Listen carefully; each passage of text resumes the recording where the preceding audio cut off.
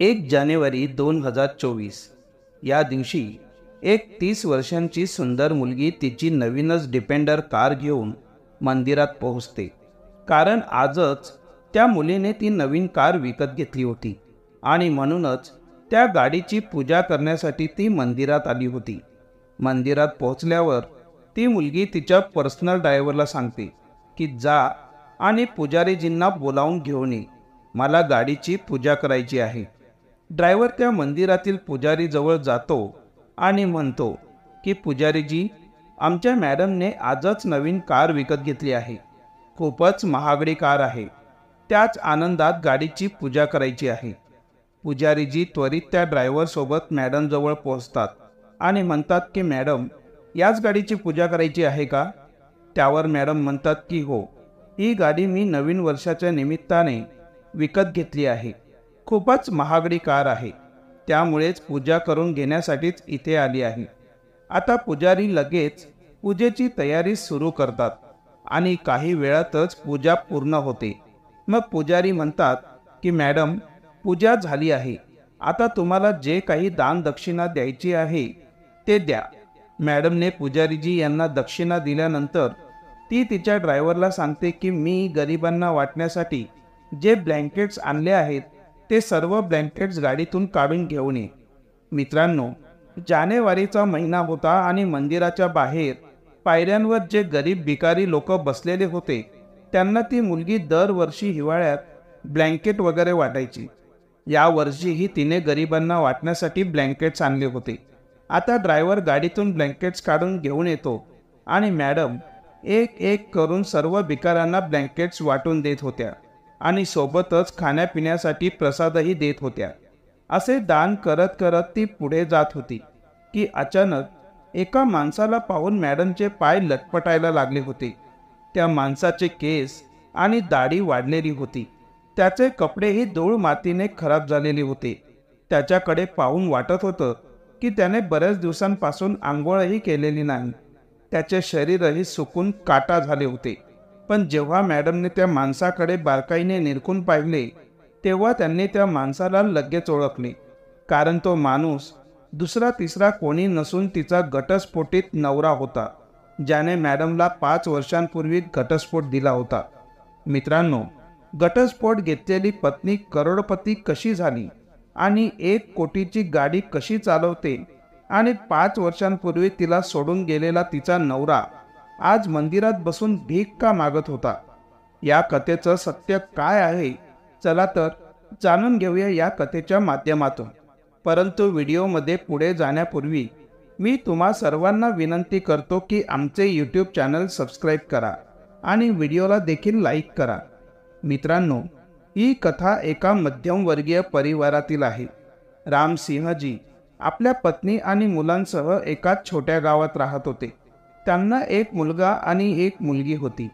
त्यांच्या मोठ्या मुलीचे नाव कामना होते.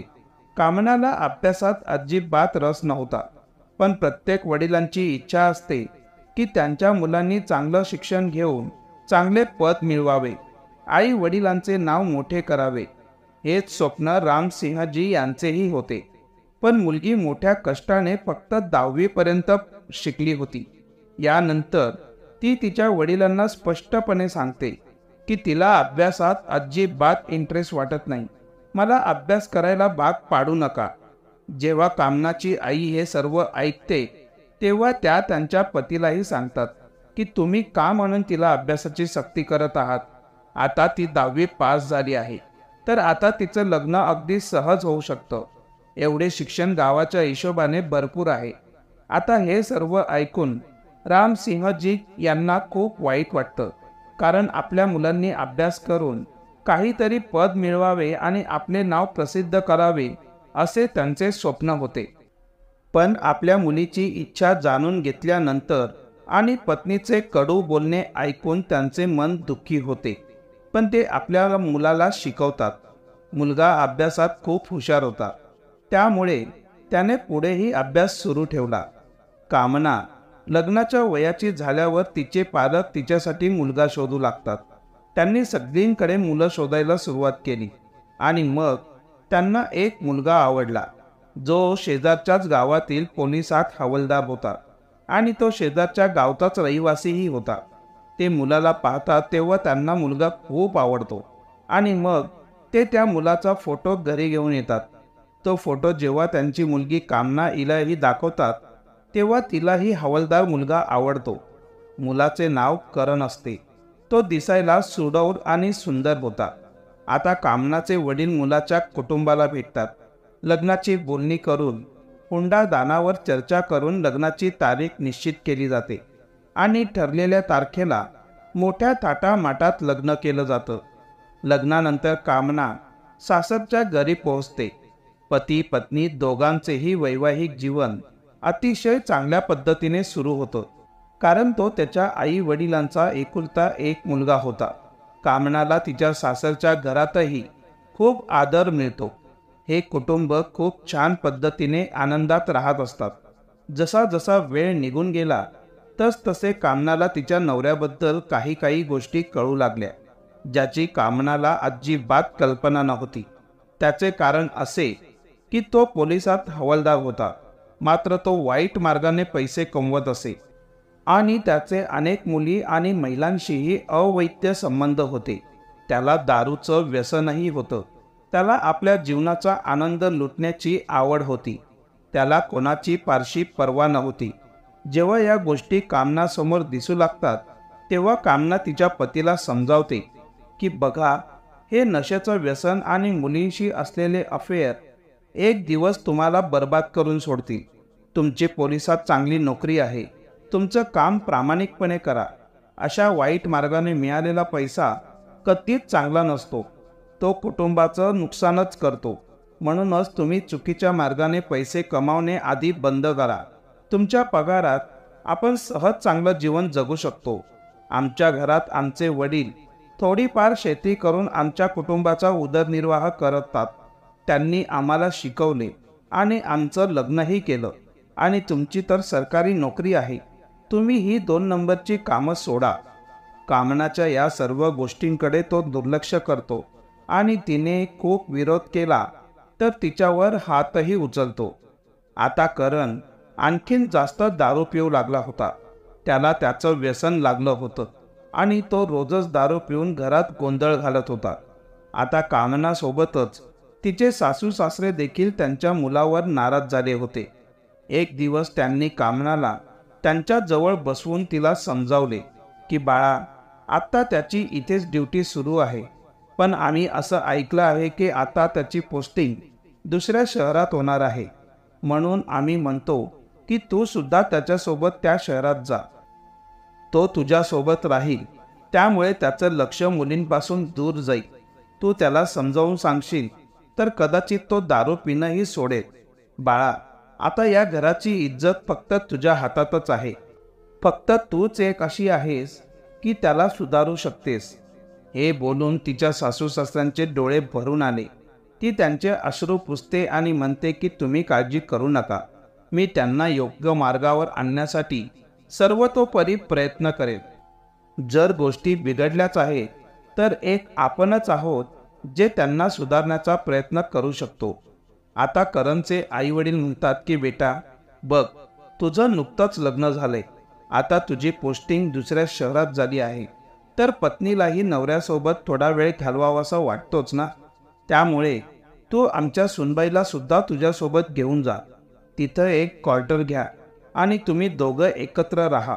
काही दिवस इकडे तिकडे फिरा, मग परत या. पण करण त्याच्या बायकोला सोबत घेऊन जाण्यास नकार देतो, कारण त्याला माहीत होतं की जर त्याची बायको त्याच्यासोबत राहिली तर ती त्याला प्रत्येक गोष्टीत अडवेल. म्हणूनच तो वारंवार नकार देत होता की मी तिला माझ्यासोबत कुठेही घेऊन जाऊ शकत नाही. पण त्याच्या आई वडिलांच्या अतिसक्तीमुळे तो कामनाला सोबत घेऊन दुसऱ्या शहरात निघून जातो, जिथे त्याची बदली झाली होती. आणि दोघंही एका क्वार्टरच्या घरात राहू लागतात.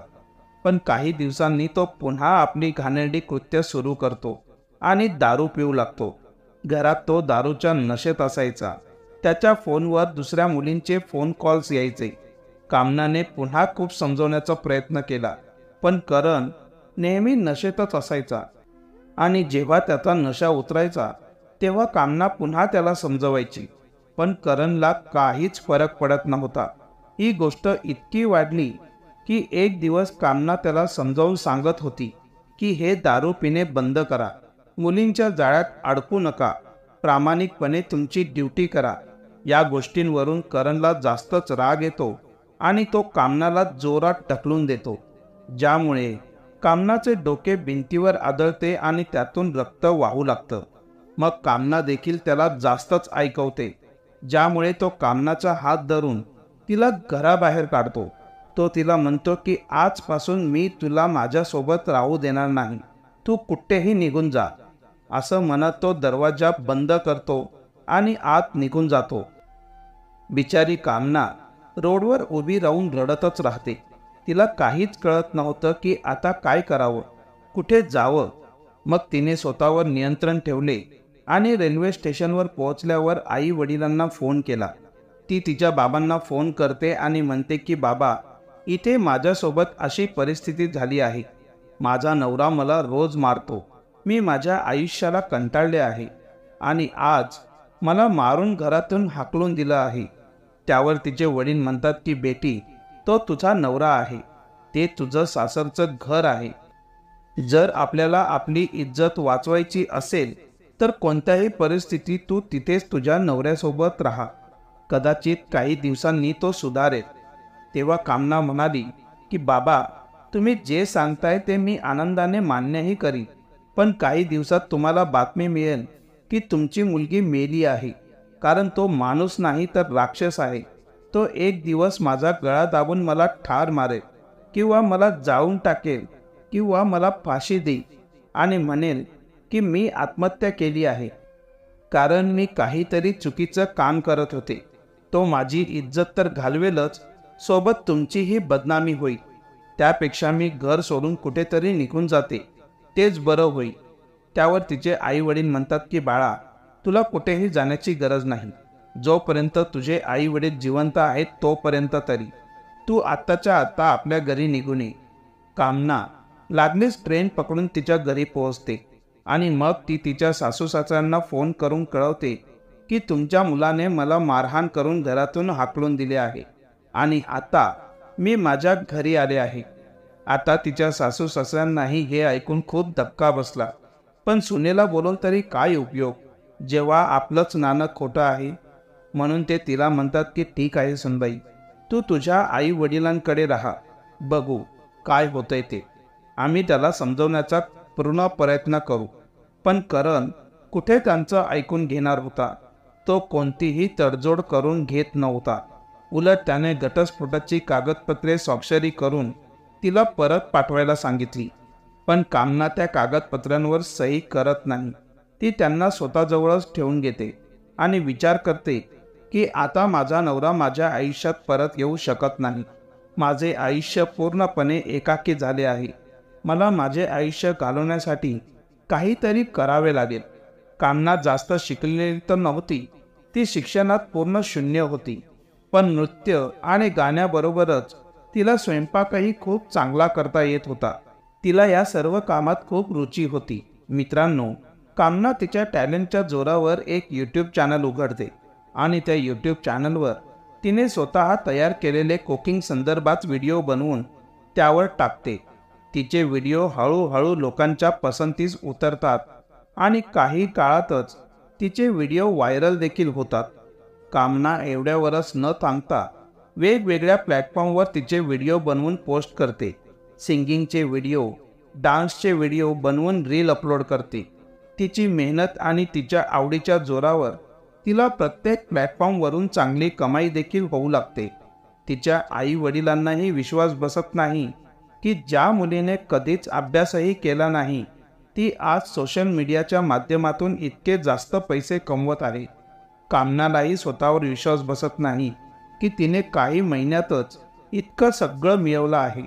कामना खूप पैसे कमावते आणि आपल्या कुटुंबाची मदतही करते. त्यांची जबाबदारी स्वीकारते. एक नवीन आलिशान घर बनवते. तिला नवीन नवीन गाड्यांची आवड असते. तिच्याकडे पैशांची कोणतीही कमी नव्हती. ती मनानेही साफ होती. गरिबांना खूप मदतही करायची. जो कोणीही तिच्याकडे मदत मागायला आला तर त्याला ती मोठ्या मनाने मदत करायची. आता नवीन वर्षांच्या दिवशी ती एक नवीन डिपेंडर कार घेऊन जेव्हा मंदिरात पोहोचते आणि पूजा करते, पूजेनंतर ती सर्वांमध्ये ब्लँकेटचे वाटप करत असताना तिची नजर एका व्यक्तीवर पडते, ज्याला पाहून तिला धक्काच बसतो. आता शेवटी बायको ती बायकोच. ती आपल्या नवऱ्याला कोणत्याही परिस्थितीत ओळखतेच. जी बायको तिच्या नवऱ्यावर मनापासून प्रेम करते ती तिच्या नवऱ्याची सावलीही ओळखते. करणला अशा अवस्थेत पाहिल्यानंतर कामनाच्या डोळ्यातून अश्रू वाहू लागतात. मग जेव्हा करणही वर नजर करून त्याची बायको कामनाकडे बघतो तेव्हा ढसाढसा रडू लागतो. शर्मेने आपली मान खाली घालून घेतो. तेव्हा कामना म्हणते की करण, तुम्ही आणि इथे आणि अशा अवस्थेत? करण जेव्हा त्याच्या बायकोच्या तोंडून स्वतःचं नाव ऐकतो तेव्हा त्याच्या हृदयाचे ठोके वाढतात. तो वर बघतो आणि आपल्या बायकोकडे दयेच्या नजरेने पाहू लागतो. त्याच्या डोळ्यातून अश्रू वाहत होते. त्याला स्वतःचीच लाज वाटत होती. त्याने केलेल्या कृत्यावर त्याला खूप पश्चाताप होत होता. आता कामना त्याच्या हाताला पकडून त्याला उभा करते आणि म्हणते की आधी तुम्ही शांत व्हा आणि माझ्यासोबत गाडीमध्ये बसा आणि माझ्यासोबत चला. कामना आधी करणला तिच्या गाडीत बसवते आणि त्याला म्हणते की आता मला सांगा, तुमची ही अवस्था कशी झाली? तुम्हाला तर सरकारी नोकरी होती, मग तुम्ही इथे भीक मागायला मजबूर का झाले? मी तुमच्या आई वडिलांशी बऱ्याचदा बोलते, पण त्यांनाही तुमच्याबद्दल काहीच माहिती नव्हती. त्यांनी मला सांगितलं होतं की तुम्ही आता घरी येणं जाणं सुद्धा बंद केलं आहे. या सगळ्यांचं कारण काय आहे? तेव्हा करण मान खाली घालून विचार करतो आणि मग सांगतो की सगळी माझी चूक आहे आणि हे जे काही घडले आहे माझ्यासोबत त्यालाही फक्त मीच जबाबदार आहे. तुला घरातून हाकलून दिल्यावर मी स्वतःला पूर्णपणे मोकळं समजू लागलो होतो.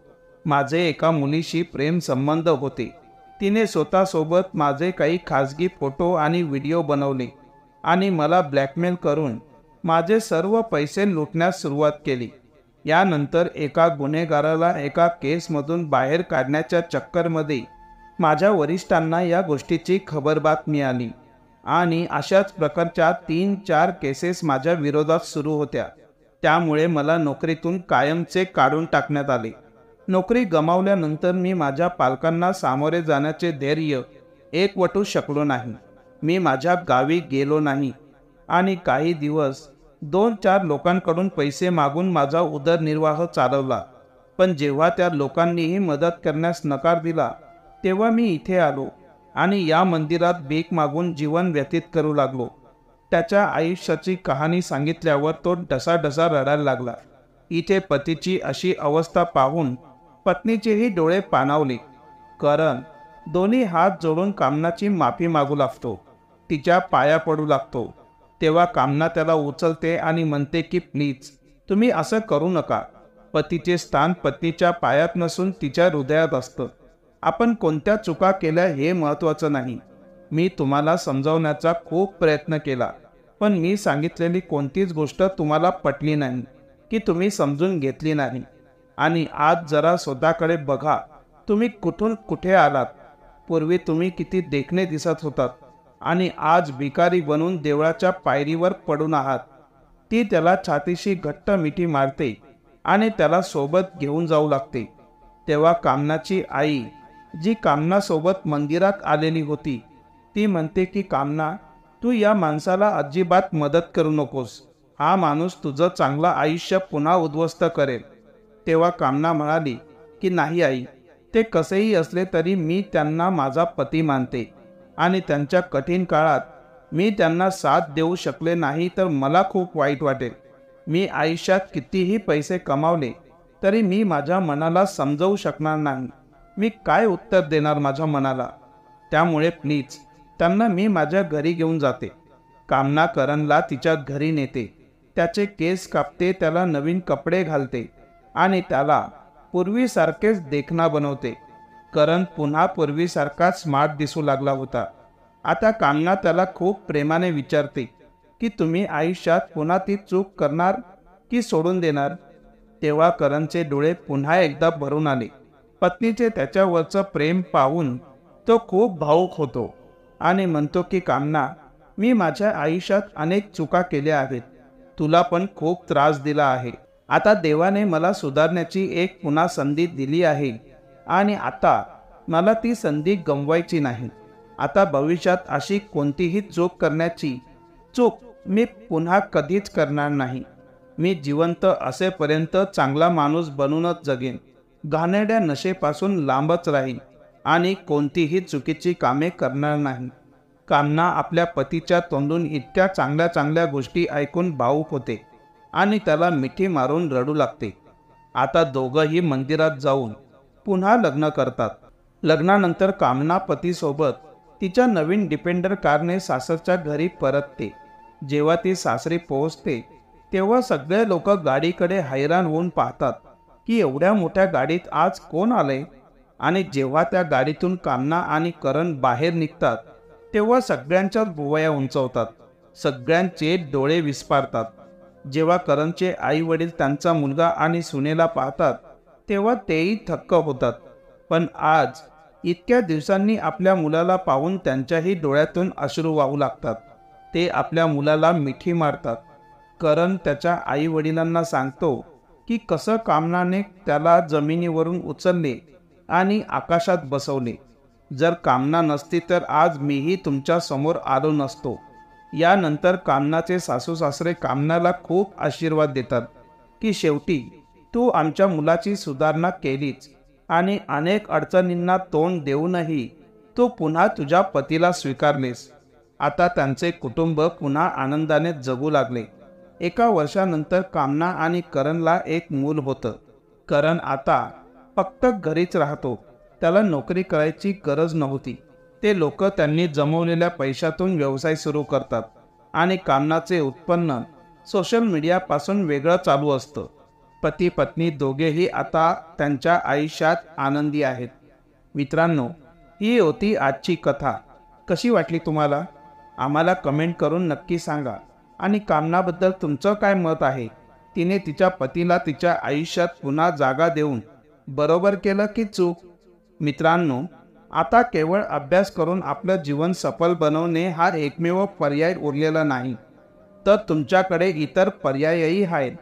तुम्ही तुमची प्रतिभा, तुमचे कौशल्य, तुमची स्किल आजमावू शकता. सोशल मीडियावर अधिक लोकांचे मनोरंजन करू शकता. त्यांना काहीतरी नवीन शिकवू शकता आणि या सर्वांसोबत तुम्ही तुमचा अभ्यासही सुरू ठेवणे तितकेच गरजेचेही आहे. जर तुम्हाला कथा आवडली असेल तर आमच्या यूट्यूब चॅनलला सबस्क्राईब करा आणि व्हिडिओ देखील लाईक करा. तोपर्यंत पुन्हा भेटू एका नवीन आणि मनोरंजक कथेसह. धन्यवाद.